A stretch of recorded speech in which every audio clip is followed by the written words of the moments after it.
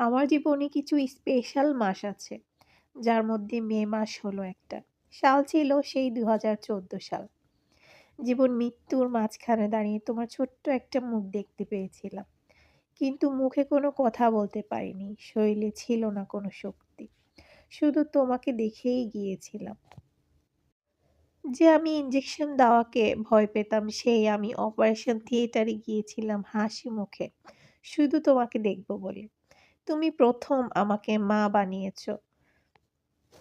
মাতৃত্বের যে সুখ সেটা তুমিই আমাকে দিয়েছো। তুমি আমার কাছে অনেক, অনেক বেশি স্পেশাল।